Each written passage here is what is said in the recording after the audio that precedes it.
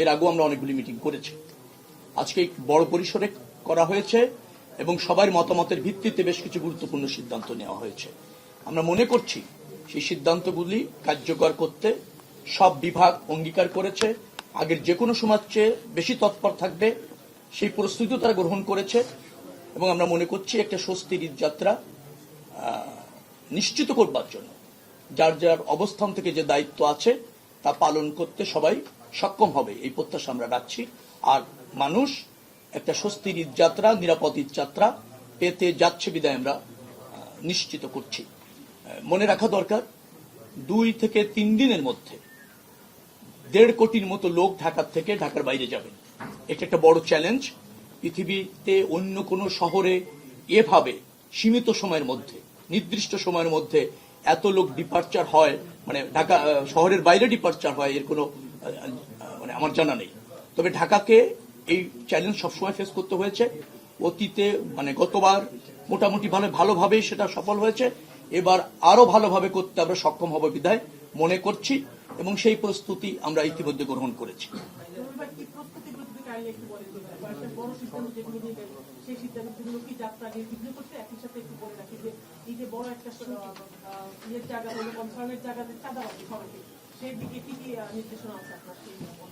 না, ঈদ যাত্রা উপলক্ষে সড়কে চাঁদাবাজি করার কোনো সুযোগ নেই।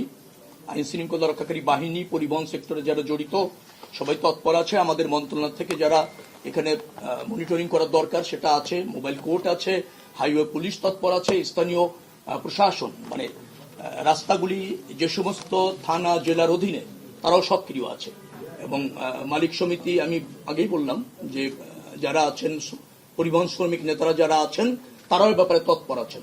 তারা বিরত থাকছেন আমি তা বলছি না, তৎপর আছেন বলছি। মানে তারাও নিজেরা দায়িত্ব নিয়েছেন কোনো অবস্থাতে কোনো ধরনের অনৈতিক সুবিধা ঈদ যাত্রাকে কেন্দ্র করে গড়ে ওঠার সুযোগ নেই।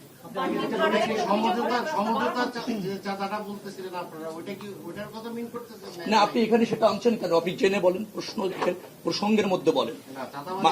মালিক সমিতি তাদের কল্যাণে নির্ধারিত হারে ঐক্যবদ্ধভাবে অথবা সর্বসম্মতিতে তারা তাদের কল্যাণে একটা চাঁদা গ্রহণ বা নিয়মিত নেন।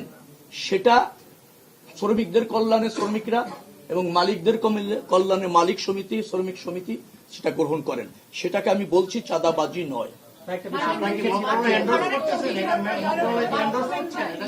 এন্ডোর্সের কথা বলছি না।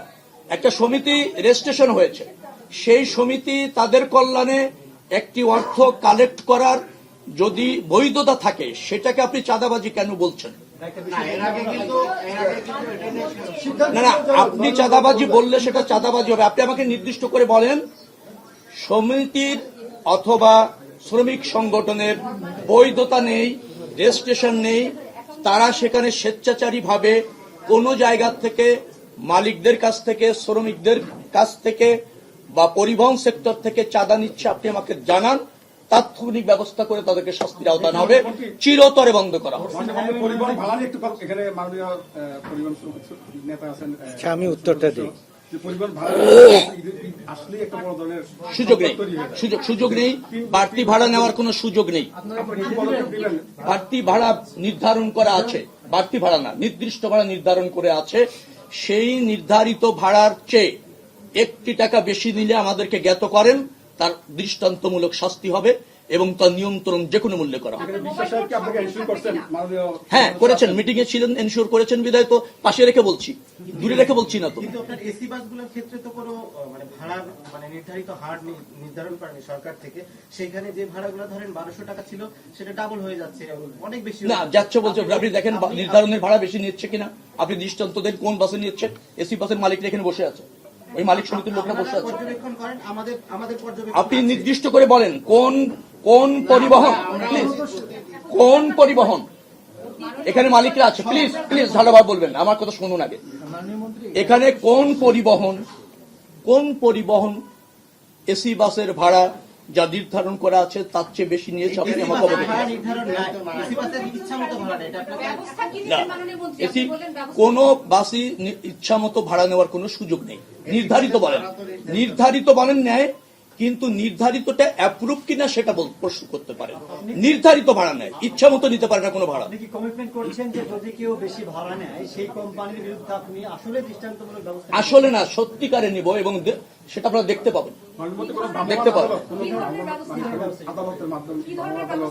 তার রুট যদি কোনো ভাড়া দেয় তার রুট পারমিট ক্যান্সেল করা হবে, তার রুট পারমিট থাকবে না। এবং ওই ভাড়া নিতে গিয়ে যদি ফৌজদারি অপরাধ ঘটে থাকে তাকে শাস্তির আওতায় আসতে হবে।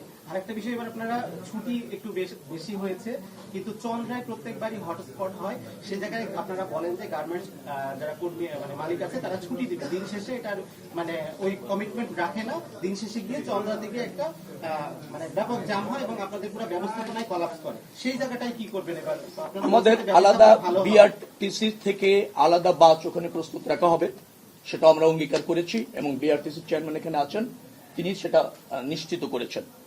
গার্মেন্টস যেটা ছুটি হবে 16 তারিখে 16% গার্মেন্টস ছুটি হয়ে যাবে, 17 তারিখে 22%, ঠিক এইভাবে পর্যায়ক্রমে ঈদের আগেই ধাপে ধাপে গার্মেন্টসগুলি ছুটি হবে, তারা পরিসংখ্যান দিয়ে নিশ্চিত করেছেন এবং আমরা তাদের উপর আস্থা রেখেছি, তারা অঙ্গীকার করেছে। আর এর কোনো ব্যত্যয় আশা করছি ঘটবে না, ঘটলে সেখানে তাৎক্ষণিকভাবে যানজট মুক্তভাবে পরিবহনগুলি এবং যাত্রীরা যাতে গন্তব্যে পৌঁছাতে পারে, যখন যে ব্যবস্থার প্রয়োজন হবে তা নিশ্চিত করবার জন্য আমাদের সব ডিপার্টমেন্ট, সব সংস্থা প্রস্তুত আছে। পরিস্থিতি বুঝে যে কোনো ব্যবস্থা নেওয়া হবে। উদ্বুদ্ধ পরিস্থিতি থাকবে। এই সিদ্ধান্তগুলো কি একটু জানান?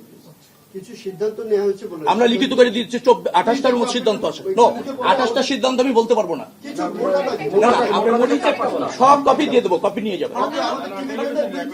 যেমন আপনি ধরেন হাইওয়ের উপর অস্থায়ী দোকান, বাজার, যত্রতত্র পার্কিং, ব্যাটারি চালিত গাড়ি এসে 4 লেনের রাস্তাকে অনেক সময় দেখা গেল 1 লেন ব্যবহার উপযোগী করছে, আর 3 লেন অকুপাই হয়ে গেছে। 2 লেনের রাস্তা 1 লেন অকুপাই হয়ে গিয়েছে, আরেক লাইন দিয়ে মোটামুটি যানবাহন চলতে পারছে, সেই সুযোগ থাকবে না। হাইওয়ে পুলিশ এটা নিশ্চিত করবে, স্থানীয় প্রশাসনের সহযোগিতা এটা নিশ্চিত করবে। প্রয়োজনে ওখানে জনপ্রতিনিধিও ব্যবহার করা হবে যদি ওই ধরনের পরিস্থিতির উদ্ভব হয়। তারপর আমাদের রয়েছে ফিটনেস বিভিন্ন গাড়ি, যেগুলি আপনার অল্প সময়ের মধ্যে মেরামত করে, যাত্রী প্রচুর চাপ থাকে বিধায় রাস্তায় তারা চলে আসতে পারছে, সেটা আপনার এই সমস্ত ওয়ার্কশপে নজরদারি করা হবে। ফিটনেসবিহীন গাড়ি কোনো অবস্থাতে রাস্তার উপর উঠতে পারবে না, এটা নিশ্চিত করা হয়েছে।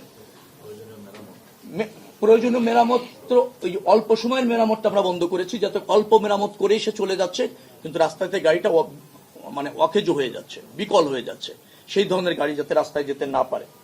আরেকটা হচ্ছে যে আমাদের সেতু বিভাগ এবং সড়ক বিভাগ, তার কিছু গুরুত্বপূর্ণ কাজ ইতিমধ্যে চলমান আছে, সেই কাজগুলি যাতে কোনো রকমের মালামাল ইকুইপমেন্টস রাস্তার উপর না থাকে, লেনগুলি যাতে সচল থাকে, সেটা দ্রুততম সময়ের মধ্যে কিছু মেরামত করে যান চলাচলের উপযোগী করা হয়েছে। কিছু গুরুত্বপূর্ণ জায়গা আছে, সেই জায়গাগুলিতে ধরেন যাত্রী উঠানামা এরকম হয়, অথবা গাড়ি ব্যাক করে কিন্তু স্টেশনে আসতে পারছে না, মানে বাস স্টপেজে আসতে পারছে না।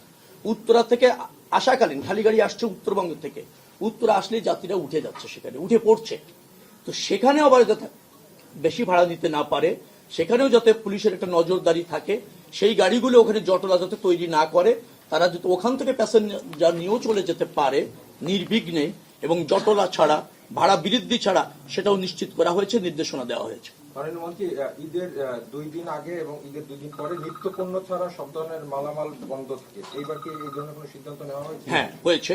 নিত্য প্রয়োজনীয় এবং পচনশীল বস্তু ছাড়া বাস, ট্রাক, লরি যেগুলি আছে সেগুলি চিটাগাং পোর্ট ওদিক থেকে বেশি আসে, সেটা যাতে কম আসে সেটাও নজরদারি করা হবে।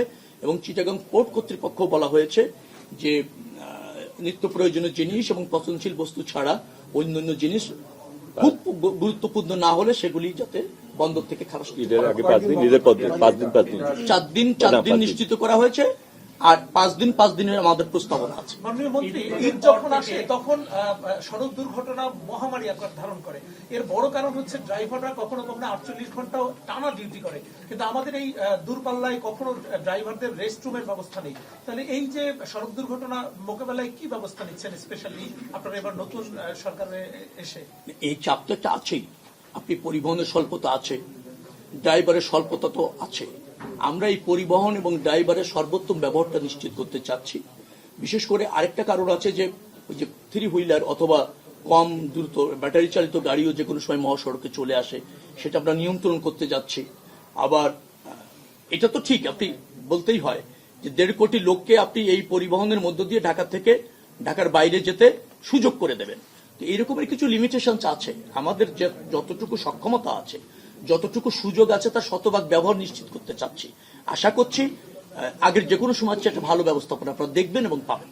বাইপাইলের পর থেকে ঢাকা আসলে এক্সপ্রেসওয়ের জন্য নিচের রাস্তাটার অবস্থা খুবই খারাপ। কোথাও কোথাও এটা এক লেন হয়ে গেছে, তো সেটা আসলে দুর্ভোগ বাড়াবে এবারে। এটার মেটার জন্য হ্যাঁ, আমাদের ওখানে আছেন ওই পিডি, ওখানে ছিলেন। তিনি বলেছেন যে কিছু সংস্কার এবং টেম্পোরারি কাজ দরকার আছে ওই লেনগুলিকে সচল রাখার জন্য। তিনি ইতিমধ্যে উদ্যোগ নিয়ে অনেকটা করেছেন, কিছু বাকি আছে, তাই ঈদের আগে সুন্দরভাবে কমপ্লিট হয়ে যাবে। সেতুগুলোর ওখানে দীর্ঘ যানজটের একটা তৈরি হয়, তো এই টোল কালেকশন দ্রুত করার জন্য আপনারা কোনো বিশেষ পদক্ষেপ নিচ্ছেন? একটা প্রস্তাবনা এসেছে যে যে সমস্ত দূরপাল্লার গাড়িগুলি যাবে তারা টোল প্লাজায় টোল না দিয়ে একটা টোলের টিকিট সিস্টেম করে দেওয়া যায় কিনা, তারা এখান থেকে নিয়ে যাবেন, ওটা খালি দেখালেই চলে যেতে পারবেন। এই প্রস্তাবনা এসেছে, কিন্তু কিভাবে কার্যকর করা যেতে পারে 1-2 দিনের মধ্যে সিদ্ধান্ত হবে। ঢাকা থেকে বের হওয়ার সময় আর ঢাকা প্রবেশের সময় প্রচন্ড যানজটের সৃষ্টি হয়। আর ঢাকার মুখগুলা যেমন রেগুলার রাস্তাগুলো খুবই খারাপ এবং ভাঙ্গাচোরা খানাখন্দ। কিছু কিছু এলাকায় মেরামত হচ্ছে আর কিছু কিছু এখনো শুরু হয়নি। এই ব্যাপারে আপনার যাত্রা এই ক্ষেত্রে আপনার কি ব্যবস্থা? সিটি কর্পোরেশনকে বলা হয়েছে, সিটি কর্পোরেশনের আওতাধীন রাস্তাগুলি তারা নিশ্চিত করেছে ঈদের আগে রাস্তাগুলি মেরামত হয়ে যাবে, যান চলাচলের জন্য সম্পূর্ণ উপযুক্ত হয়ে যাবে। সড়ক বিভাগ ও যে সমস্ত জায়গায় তাদের দায়িত্ব আছে তারা এটা নিশ্চিত করেছে। চিফ ইঞ্জিনিয়ার এখানে আছেন, তিনি ওইটা জেনেছেন, সুপারভিশনে রেখেছেন। যে সমস্ত জায়গাগুলি এই ধরনের মেরামতের প্রয়োজন আছে ইতিমধ্যে শুরু হয়েছে এবং ঈদের অন্তত 10 দিন আগে সেটা শেষ হয়ে যাবে।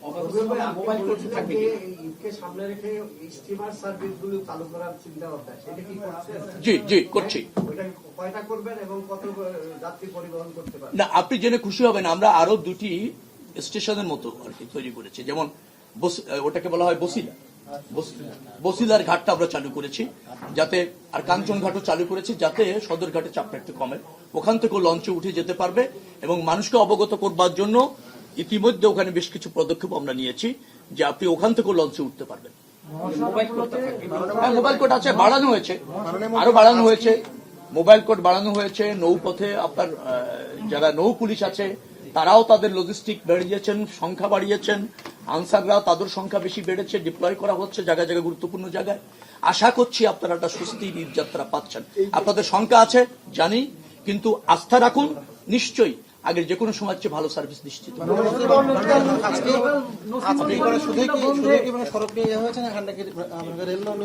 আমি প্রিয় সাংবাদিক বন্ধুগণদের কাছে আমি 1 মিনিট শুধু কথা বলব। আমরা 2টি ঈদ ম্যানেজমেন্টে আমার একটা মুখ্য রোল ছিল। গত কোরবানি এবং রমজানের ঈদ নর্মালি আমরা সড়ক পরিবহনের শ্রমিকদের নিয়ে আমি কাজ করি, আপনারা জানেন। তো তাদের সাথে তারা একটা মেইন স্টেক হচ্ছে এইটার। গতবারের 2টে একটা বেটার ঈদ ম্যানেজমেন্টের জন্য একটা ভূমিকা ছিল মালিক, শ্রমিক, সাংবাদিক, পুলিশ এবং রিলেটেড অন্য অর্গান, যেমন বিআরটি বা বিআরটিসি, রেল, এগুলোকে আমরা রিলেটেড করছিলাম। এই 4 জন মেইনলি মাঠে থাকে, পুলিশ থাকে, সাংবাদিক থাকে, মালিক থাকে, শ্রমিক থাকে। এই 4 জনের মধ্যে আমরা একটা কোঅর্ডিনেশন গড়ে তুলেছিলাম। এটা মোটিভেশনাল সমস্ত প্রোগ্রামের সাথে সাংবাদিকরাও রোল প্লে করছিল।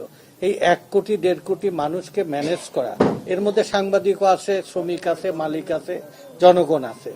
এবারও আমি অনুরোধ করব, আমাদের যে ম্যানেজমেন্টটা আছে সেই ম্যানেজমেন্টের মধ্যে আপনাদের অর্গানাইজেশনালি অথবা যারা বিশেষ করে এই ঢাকা এই পরিবহন বিট করেন তাদের সবাইকে নিয়ে আমরা একটা পূর্ব আলাপ আলোচনা করে অতীতের 2টি অভিজ্ঞতা, আগের অভিজ্ঞতা, এবার আরো যেন উন্নত সেবা পাওয়া যায় তার জন্য কি করা হয়েছে যে আমরা এখানে 1 দিন ছুটি আমাদের দাবি ছিল, যেটা আমি এসেই শুনলাম মাননীয় মন্ত্রী ক্যাবিনেট মিটিংয়ে, আমাদের এই মিটিংয়ের আগেই একটা বিশেষ 18 তারিখ ছুটির একটা ব্যবস্থা করার কারণে নির্বিঘ্নে যাতায়াতের একটা ব্যবস্থা উনি করেছেন।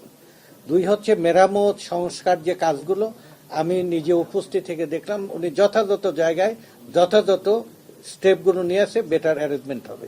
তিন, আপনারা যেটা সবসময় জানতে চান, টার্মিনালে যে হাজার হাজার মানুষ যায়, আমরা গতবার নিশ্চিত করেছিলাম নারী যাত্রীদেরকে কোনোভাবেই যেন হয়রানির শিকার না হয়, সেটা একটা ব্যবস্থা করা।